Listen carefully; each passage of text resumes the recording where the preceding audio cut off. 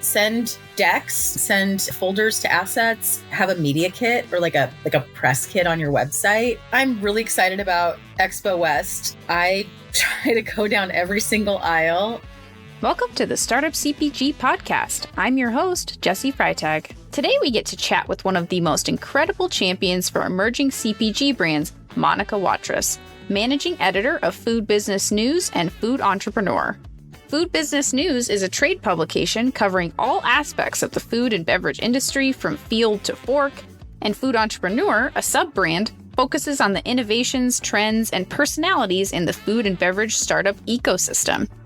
You've heard Monica on the show a few times during Expo West and East recaps, but this time I asked Monica if she'd come on the show to share more behind the scenes about what her career looks like and how best to work with members of the press. Listen in as Monica shares about how trends and news become publications either digitally or in print, what an editorial calendar is and how some types of content are planned in advance, how Monica stays up to date on the latest brands and trends, best practices for reaching out to the press and what to avoid, why your brand should release press releases and how other publications use them, Monica's strategy for tackling a trade show like Expo West, and more. Plus, mid-ish episode, Monica and I share our reviews of G's Dry Hard Ginger Beer, which won a Shelfie Award last year. Make sure to check out our bonus episode featuring founder Donna to learn more. And speaking of Shelfie Awards, let's talk about how you, dear listener, could be a Shelfie Award winner this year. This will be the third annual Shelfie Awards, and due to popular demand, we're accepting samples by category. First up is health and beauty brands. So if you are listening to this in March 2023 and you are a health and beauty brand, here's what you need to do. Head to the link in the show notes and complete the application form. It takes less than 10 minutes and it's free. Ship samples to the 2 locations indicated and have them arrive before March 31st. And that's it. And if you're listening to this after March, I'll link to more info about the Shelfies in general in the show notes. Sample shipments for other categories will be open in April, May, and June. So stay tuned in the Slack as well. Now let's hear from Monica.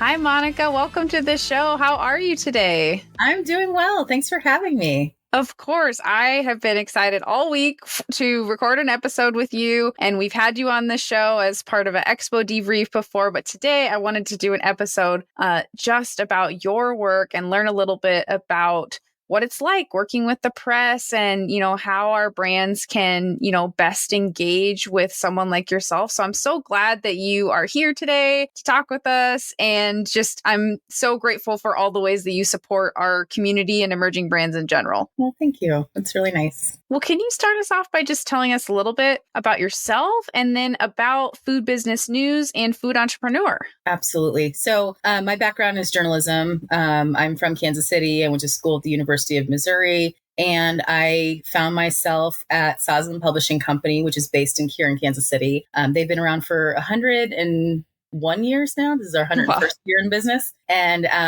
always reporting on food and agriculture. They have a storied history of like in the milling and grain trade. And so I work for Food Business News, which kind of covers the whole industry of food processing.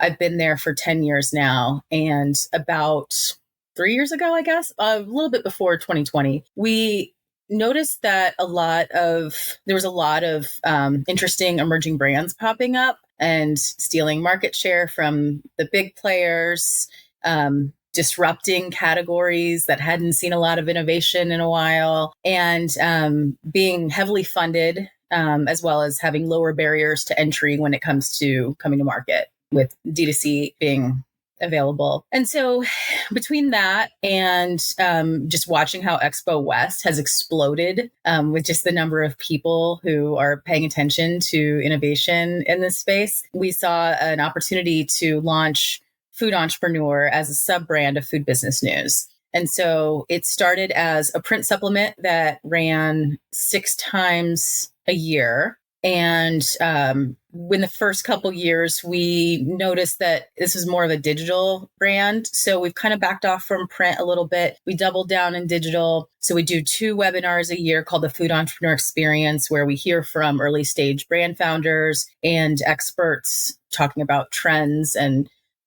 opportunities in the marketplace. And then we have a digital newsletter that goes out every week. Awesome. That's great. And I love the food entrepreneur experience when those happen. I've joined the last couple and they're so great. They're so informative. I always learn so much. And just in general, from your reporting and from Food Business News and Food Entrepreneur, I've learned so much. And they're kind of my go-to for like what's happening, who's getting acquired, who's raising funds, what are the trends, what's happening, or even like when I was sourcing ingredients or whatever, of looking like what's happening in the markets, like, what's happening in just the whole food world. So that's so cool. Well, it's fun. It's amazing. Like I didn't know anything about the food business or CPG. I didn't know what CPG meant 10 years ago when I joined the company. And I found myself just falling in love with this industry and all of the passion and energy, especially at the early stage brand level. It's just such a special and collaborative community. And for me, it's just been really, just fascinating and a passion of mine to meet entrepreneurs, interview them, write about their businesses. And, I feel like I really have an opportunity to give them early exposure that could potentially move the needle in their business getting started. Yeah, absolutely. And can you talk a little bit about, since I'm curious about just how this all works, and like for you being over 10 years, like what does it look like to kind of progress? Like what did you do when you started? What does your job look like more now? Like how does are you writing, more or less, or like, what does it look like to kind of progress within your career field to kind of help us get a sense of that? Sure. And I don't know if it's kind of the same at different publications and in sort of the trade publishing world. But for me, I started as a digital media editor. So I wrote stories for the website. I sent out newsletters. I might have managed a little bit of social media in the early days. But then I progressed in more senior roles. I'm the managing editor of Food Business News. So what that means is I work with the designer to determine what goes on each page of the magazine, what the best headline and images are for the magazine itself. We have a bi-weekly magazine that goes out. And then I still do a fair amount of writing. And then, producing webinars, hosting events, just really kind of doing a lot of different things, wearing a lot of different hats. And it's just really gratifying. I mean, it's definitely not a boring job. Yeah. Interesting. So you kind of maybe start out helping do some editing, doing some content. And then now in your role, you're still getting to write and edit content, but you're also kind of crafting what ultimately gets shown out in the world, like what you think is newsworthy and noteworthy, and kind of help shape how it all comes together across. I'm guessing there's multiple writers that are all working together. Yeah, we have a team of about, we share a staff with our sister publication, Milling and Baking News. So there's about 10 of us between the two magazines that, are all contributing to both publications. And so it's actually kind of a lean staff if you think about the kind of, as much content as we produce. Yeah. And the other part of my job that I didn't discuss is that I attend trade shows. And so that's kind of one of my favorite parts of the job.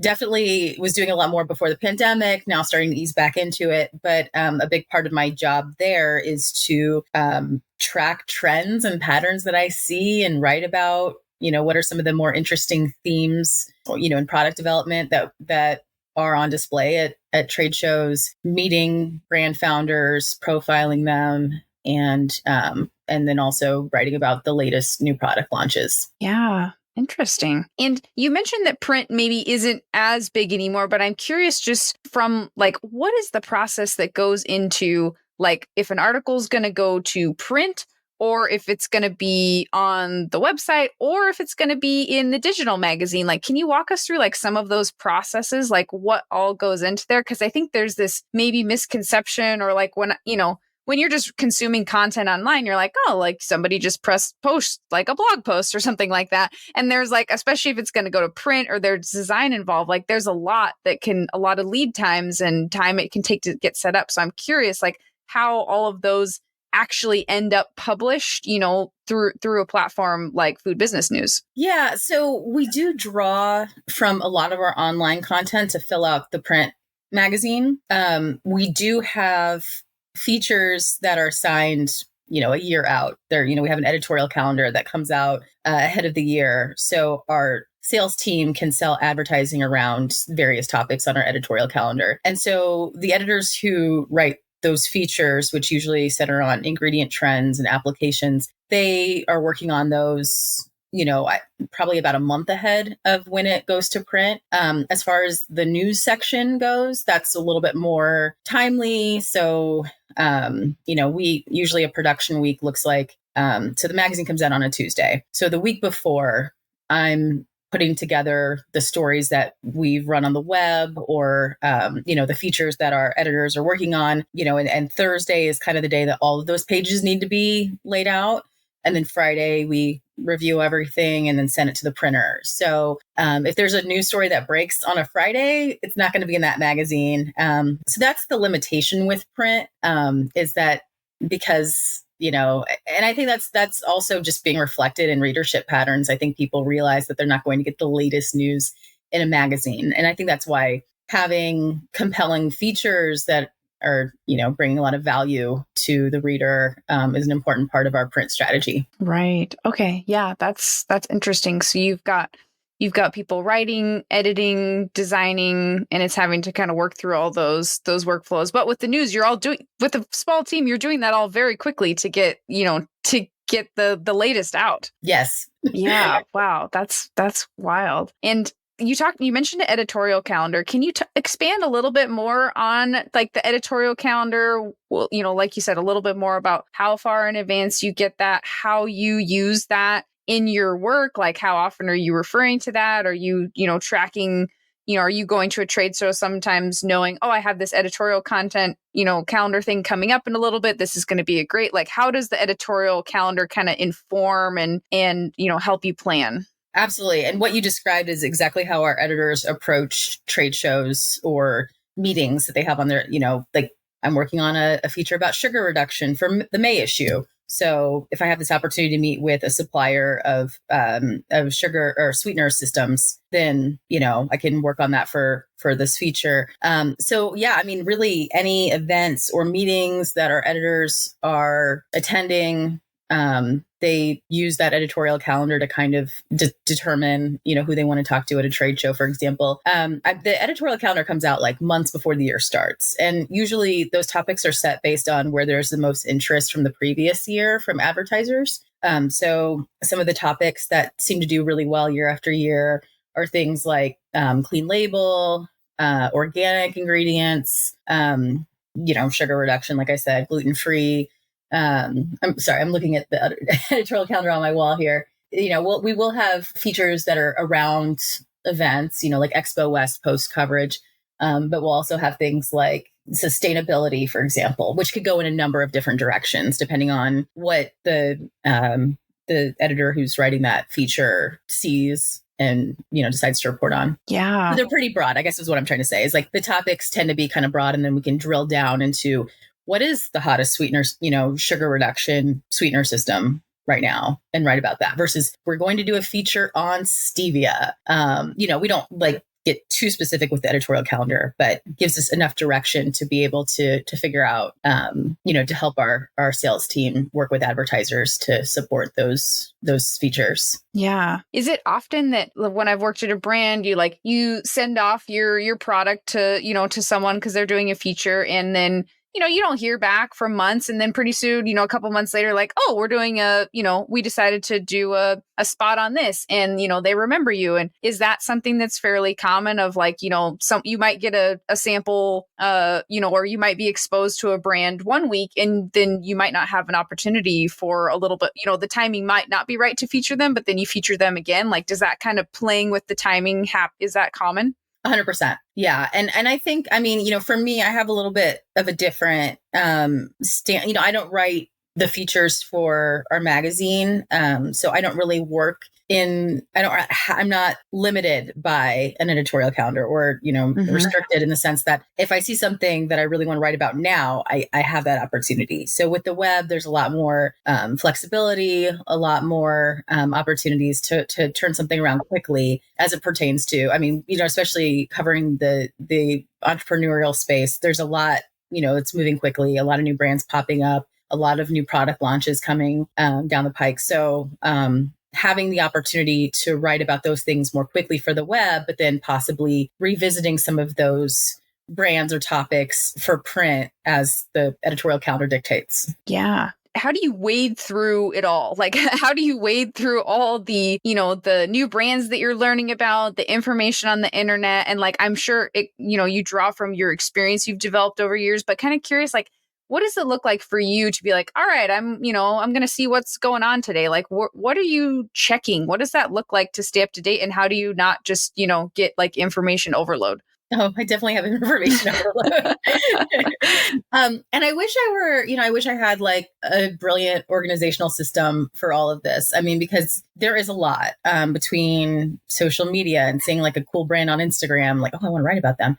LinkedIn has become a super resource for, discovering not just new brands, but also hearing what pain points operators and founders are dealing with. So I've been hearing a lot lately about some headaches with national distributors, for example. So that's something that I kind of, am putting just making a mental note to keep an eye on that. So yeah, LinkedIn has been super valuable in that way. So is like the Startup CPG Slack channel, honestly, just seeing how, seeing what people are talking about. So that helps me understand what kind of topics are relevant to emerging brands, and then just the brands themselves. I get a lot of inbound emails from either brands or publicists. And so, I file those away as well, and just try to stay on top of things as best I can. It's really hard, and I wish I could do more, but I just don't have as much time as I would like to write about all the brands that I want to. Mm-hmm. And speaking of kind of that, like, the inbound, outreach that you get, people reaching out to you, like, I'm curious if there's anything that like you wish people knew about like your process or about, just how everything works when they reach out to you and want to connect with you. Like, is there anything you're just like, oh, like this person's reaching out and they clearly don't know about XYZ. And even though it's not their field, that'd probably really inform how they do this outreach or, or how they think about, engaging with a press opportunity. Sure. So I hear from a lot of founders directly, just because a lot of early stage brands simply can't afford a publicist.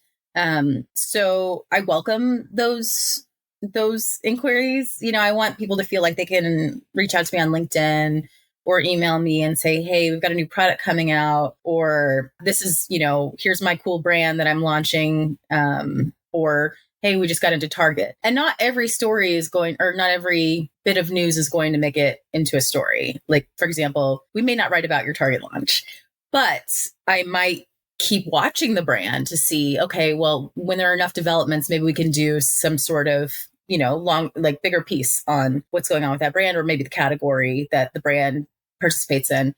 So I think if a brand wants to reach out, and I'm not speaking for other journalists in this space. Like, I know people approach this differently, and I really don't even know how others, my colleagues, approach this. But for me, as I want to help out small brands and provide some of that early press for them, I definitely am open to hearing from them, with the caveat that I may not guarantee coverage, just depending on my schedule, or, oh, we just wrote about a kombucha brand, so I need some time before I write about another kombucha brand, or, they're, every case, it's different, with each brand or each story idea. But I do try, I do pay attention. I do read emails and LinkedIn notes and do try to make it work. I don't know if I answered your question or not. Yeah, no, that's super helpful, because I think even, sometimes if you're just like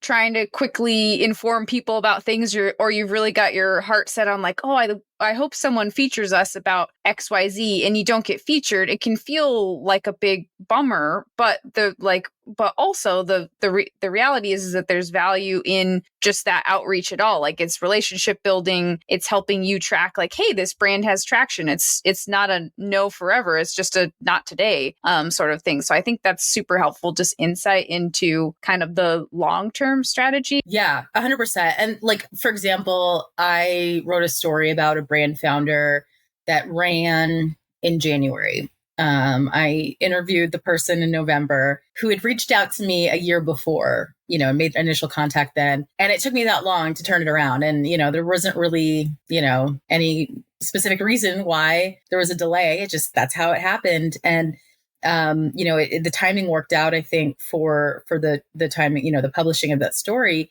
But I just so appreciated that the patience of the founder and the understanding that there's just this is such a dynamic space, and there's so many brands and products to cover. And I know a lot of operators in the space are kind of forced to be patient because you have to wait for shelf resets and investors to return your call and retail buyers to return your call. And there's all kinds of things that founders are waiting for, and I don't want to necessarily be contributing to that, those delays, but I mean, I think that because they are accustomed to having to wait, that patience is really appreciated, I'll say. Yeah, well, and that's why I also wanted to have this conversation of just like it. I feel like it helps all of us have more patience when we understand a little bit of the behind the scenes of just what it takes to publish something, or what it takes to ship product from A to B. When you learn all the steps, you're like, oh, that's why it takes that truck that long to get from here to there. Not that there aren't,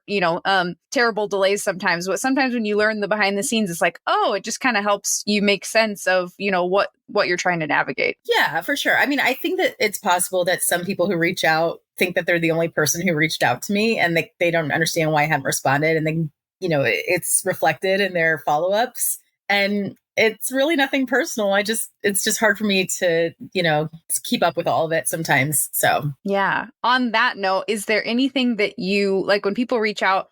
Is there anything that's kind of like your favorite earlier? Like, oh, I love when people start their emails this way or format it this way, and then anything on the flip side too. You're just like what you just mentioned of like, I don't love what's going on. Like, that's not my favorite way to get a pitch, or like, any of those things that stand out to you. Absolutely. So one of the things that I think usually helps is sending product images, just so I can see what the product looks like. That'll catch my attention. Not writing 5,000 words about the backstory of your brand, so concise emails.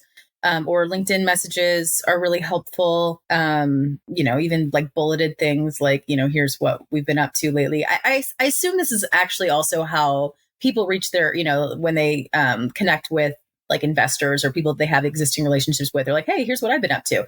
And just, send the updates, like got into 50 Target doors and, increased our production capacity or whatever, so I think like that is helpful. I think, I'm really impressed whenever a founder does their homework and says like, hey, I really liked this story that you wrote and I thought I should reach out, like that's like, oh, you're paying attention. On the flip side, if you pitch me your skincare brand and don't understand that the publication is Food Business News and we don't write about skincare, I mean, not only am I not going to write about the product, but it's also just kind of like, well, you're wasting your own time if you don't research the publication, the outlet that you're pursuing or, reaching out to. And I would say, again, the patience thing, it doesn't hurt to follow up, but don't maybe follow up like, I guess just be sensible about how you follow up. Like, don't, follow up like twice in 1 week. Or, like, I don't know. I mean, like some people just, it's like when you like are waiting to hear from somebody on a text and they just send you like question marks or like the ...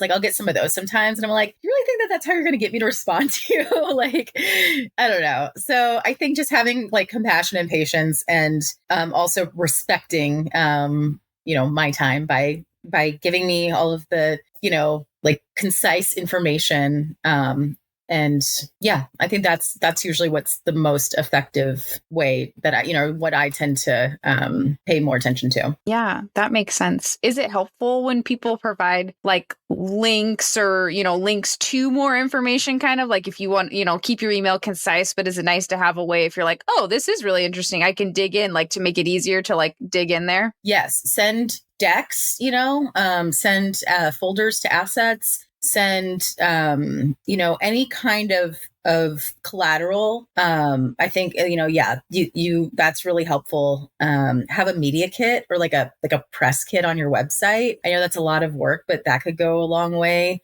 And also, like, I've worked with several founders who just write their own press releases, and that's super helpful. Like, you're more likely to get a really quick turnaround from me if you provide a press release. We don't run press releases as is, but we will draw from them and paraphrase and use quotes from press releases and in stories. And so it's super helpful to provide something like that, or even, your own emailed quotes. Like, if you even do like a self Q&A, where you provide information that's quotable that we can then turn into a story. Like, so, I guess having traditional press materials available, in however way you can provide them is super helpful. Yeah, that's really interesting. I was just going to ask, like, what are some of the other things you can prep? So it sounds like having some quotables ready to go, having, your media kit with your logos, some high quality images, those things all super helpful. Is there anything else that, like, if you're going to do an interview with a founder or if you're pulling from their information that is super helpful prep, or that you just, that you find helpful in the process of like going back and forth, like maybe you have a follow-up question on a story, or you looking for like, quick confirmation from, a founder so you can get the story out? Like, kind of what's it look like to get the article to the finish line? Is there anything that, the person you're interviewing can do to help you in that process? I mean, yeah, it's nice to be able to get a quick reply if I have a follow-up question, but I know that founders are wearing many hats, doing many things on the production floor, running to a sales call. There's a lot going on. So I also understand if I don't hear back right away on something. And I will say, I mean, just to, plug for working with a publicist, like, that's where a publicist can be really helpful. If you want to outsource that kind of communication, like, I don't have time to send lifestyle photos to this journalist, I don't have time to cold email all of these journalists or trade publications or news outlets. I think a PR firm can be really valuable. But again, it's not in the budget for a lot of early stage brands. So I think being scrappy and kind of figuring out how to communicate with the press is also important. Yeah. On the topic of press releases, because this is something that, like, I don't know, I just wasn't familiar with press releases. And then I was like, wait, you can just write your own press release? Like, you can just go on the internet and make a press release and hit publish. And like, there's, if you're going through like a Cision or something like it, there's like a 24-hour review or something, and they make sure you're not saying you raised $1 billion when you didn't. Like, there's maybe some verifications, but still, I was just like, this is mind blowing. And also just like such credibility is added when you send a press release to members of the press or an investor. And it was literally just something that you typed up and then put into a website. Like, that was just like kind of mind blowing to me. Do you think that that's an underutilized,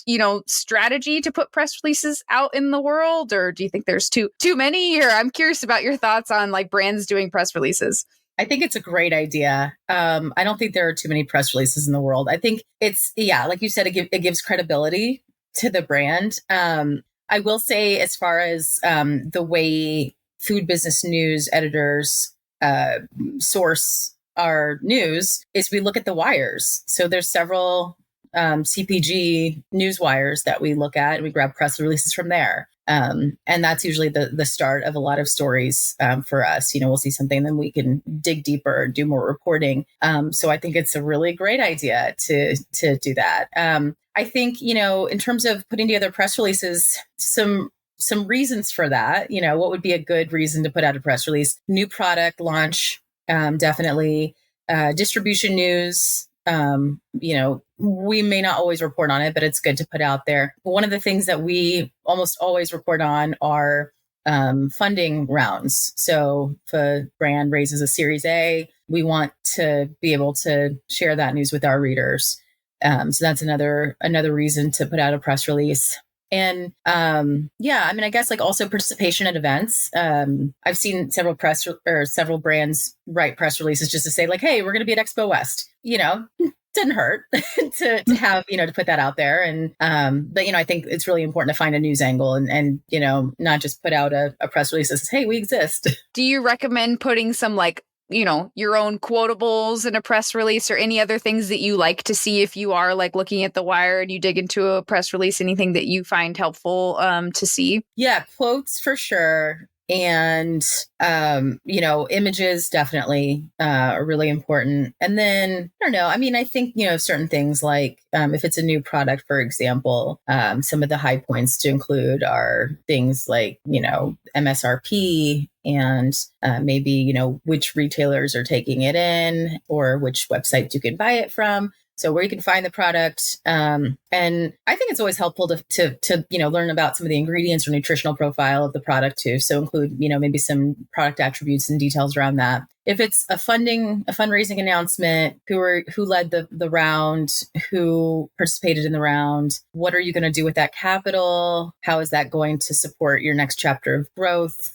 And, maybe what kind of partnerships, did somebody gain a seat on your board? So those are kind of the high points that we expect from that kind of announcement. That's super helpful just to see what you find helpful reading something. And then since you just took a sip, I also want to take a little break to talk about G's Dry Hard Ginger Beer. I sent Monica samples, and we've had a bonus episode featuring Donna at G's recently. And so I wanted to take a little break, share each of our reviews and thoughts. And so, Monica, tell us about what you're drinking, what you think. So I am drinking G's Wild One, which is ginger, mint, and lime. It's 4.5% alcohol by volume, 116 calories, and it's just super fresh, crisp, real ingredients. From, filtered water, alcohol fermented from cane sugar, fresh pressed ginger, which you can really taste. It's got a really nice ginger flavor, and then lime juice and fresh mint. And so it's super crisp. I happen to love ginger. I know it's not everybody's cup of tea, but I mean, this is just a really refreshing and nice and kind of crushable drink. Yeah. And that's the Wild One is the one that won the Shelfie Award last year. And I love the original flavor as well. Like you said, I'm a big ginger lover too. And like the ginger is so fresh. Like it's kind of incredible. It's like you just had, done it at home and gotten out the, zested some ginger at home or something. Like it's kind of wild. And just that like fermented, the way that it kind of the sugar, like the fermentation uses the sugar, like it's all just like super fascinating. So I definitely encourage everyone to check out the full interview that we did with Donna at G's, because it's a fascinating process about, creating a dry, hard ginger beer like this. But yeah, I mean, I love it.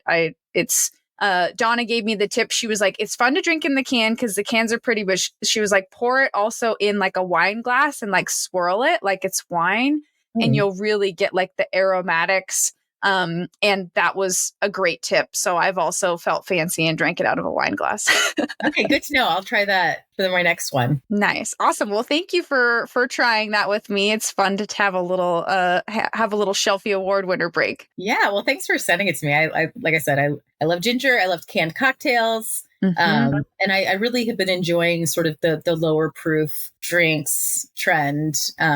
So I'm glad to see some really nice, clean, fresh offerings there. Yeah, absolutely. Well, I figured this would be kind of a good transition into talk a little bit more about Expo West, because you mentioned trade shows being a big part of your job, and Expo is coming up. And so I'm curious to know a little bit more of like your strategy for walking the show. Are you like carrying around a notepad? Are you noting things? Do you have a strategy for like walking around, engaging people? Like, how do you tackle a show like that, like from, from your perspective? Yeah, it's a lot. And it's funny because Expo West was my very first trade show back in 2014. And I didn't realize that I was being thrown into the deep end of the pool, that it was like the biggest show in our industry.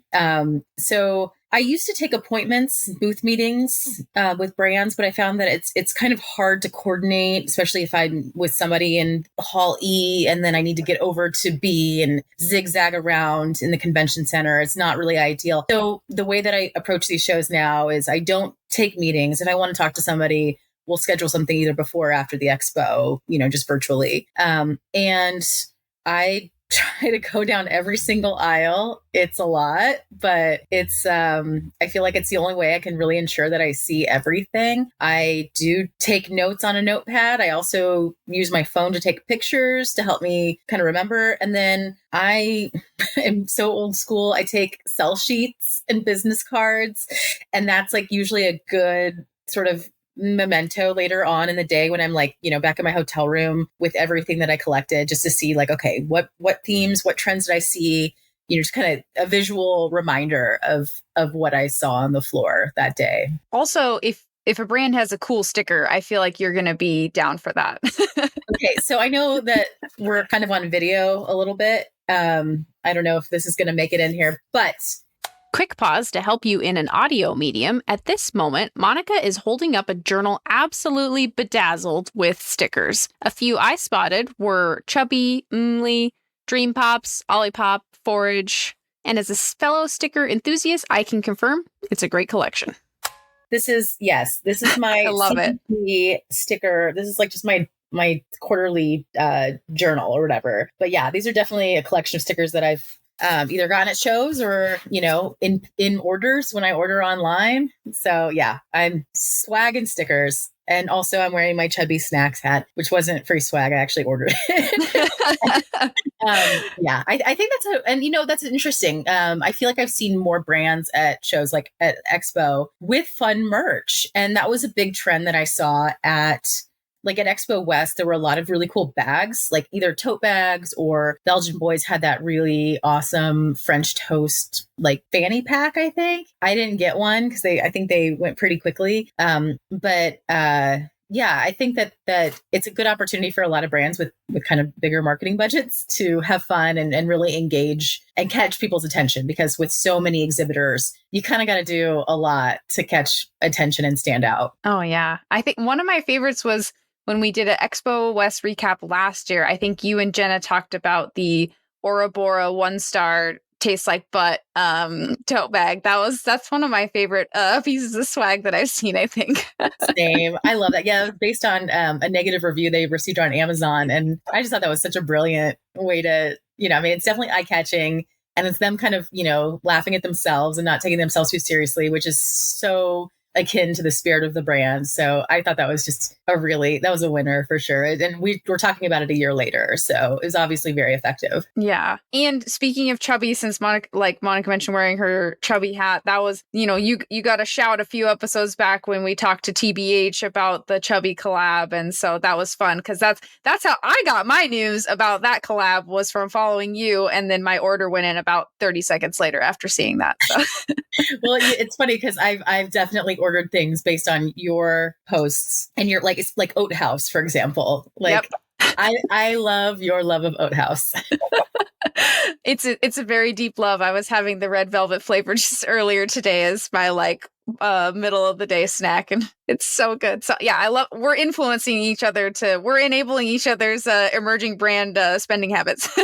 It's I think it's the best kind of peer pressure, and we're supporting our peers. So it's exactly, it's a win-win. Yeah, absolutely. Cool. Well, and also for Expo, what trends are you thinking about? It's a few weeks out, so I'm sure you'll gain more information between now and then. But what are you starting to think about of being like, is it like, oh, I'm definitely going to hit up this category at Expo really hard because I think that's going to be big, or what are you thinking about going into Expo? That's an interesting question. I feel like I go in with kind of an open mind. I do receive some press releases. I mean, back on the topic of press releases, a lot come out before the show, sort of teasing some new innovation that'll be on display at Expo. Because, really, Expo West is one of the biggest opportunities for a brand to showcase new innovation. I feel like you see what's brand new at Expo West, and then later, the shows that take place later in the year, you'll see what was unveiled at Expo West, so it kind of sets the tone for new products for the year. So I go in with a little bit of an idea of what I'm going to see, but then also just kind of, try to clear my mind of preconceived ideas of what trends are out there. I know one that surprised me at Expo East that I didn't expect to see so much of was the non-alcoholic beverage trend. That was something that I know people have been talking about for a while, but I didn't know there were so many brands in the space, and especially exhibiting at Expo East, that are doing some really complex botanical forward substitutes for alcohol and spirits. And so that was an interesting trend that I, might have overlooked if I wasn't, I guess, keeping an open mind to what I might see on the floor. Mm-hmm.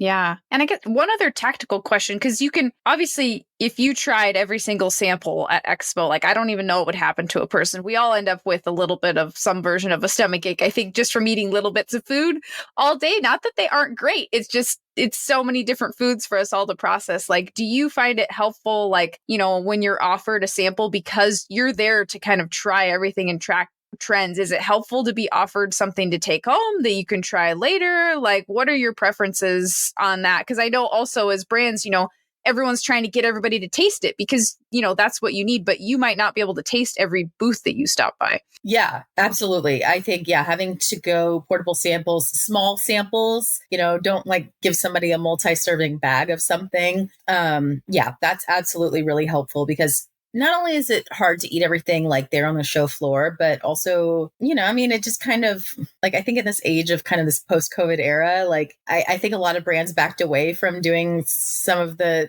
types of sampling that they had done before, where things are kind of open air and, help yourself, to the scoop of something. And, I guess, I think that people have kind of backed off a little bit from some of that, the previous sampling techniques. But I'm glad you brought up samples, because that was another thing that I meant to talk about earlier in our conversation about how to work with press. I do get offered a lot of samples, which is pretty awesome if you like, eating and receiving mail, which I do. And I would say that can be helpful. But it's not necessary, so if a brand, is really trying to get the attention of someone in the media, it doesn't hurt to offer a sample, but maybe don't expect guaranteed coverage because you sent a sample. Mm-hmm. So because of that, I don't always agree to accept samples that are offered to me, because I don't want to lead anybody on to think that I'm definitely going to write about them. And also I try to order from the brand. If, someone says, hey, I want to send you some product, I recognize that these early stage founders don't have a lot of money, and I want to support them, especially if I think what they're doing is innovative and it's something that I would probably buy anyway. So I sometimes will just say, no, I'm just going to order from you. That's interesting, both from a like at the show samples, and then also just you receiving samples generally in the world, like that you don't want brands kind of just having to, put samples out there and not necessarily get coverage, maybe just finding out whether you're interested in receiving samples. Maybe you're going to order them on your own, but just kind of sending them off in the void doesn't guarantee that you're going to even be able to try it. And then also that it's going to get covered. Yeah, absolutely. I don't want there to ever be an expectation that, by shipping me some special overnight ice pack box of something that isn't even available D2C, I feel bad receiving that, because I just feel like, oh man, you put a lot of money into this, and I'm not going to guarantee coverage. But, things that make a little bit more sense for sending in the mail, like shelf stable, lightweight products. I think that can be helpful to provide. Do you ever get like coupons, like if a brand's big enough to be at a retailer near you? Is that ever helpful, or is that too much extra work? No, I think that would be helpful. I have Sprouts and Whole Foods near me. I'm based in Kansas City. If a product is in either of those stores, I'm happy to go do the legwork to pick it up. Also, I probably would do that without the coupon if I knew that it was available. But again, I think a lot of early stage brands don't have that kind of distribution yet, and so it's hard to especially with me being Midwestern based. I don't have access to a lot of the hipper retailers that would take in something early like Erewhon or Foxtrot or Pop-Up Grocer. Right. Yeah. Interesting. Cool. Well, this is great. Is there any last parting thoughts you wanted to share before we share, a few kind of links to end with? Anything else you wanted to add? I'm really excited about Expo West. I think it's just a really great sort of family reunion for the industry. And I think that a lot of early stage founders that don't necessarily have booths also can benefit from just walking the show floor. I know it's a little expensive to do so, but I think that the brands that I've talked to who don't have a booth can gain a lot, or even coming to the Startup CPG Alley Rally. Yeah.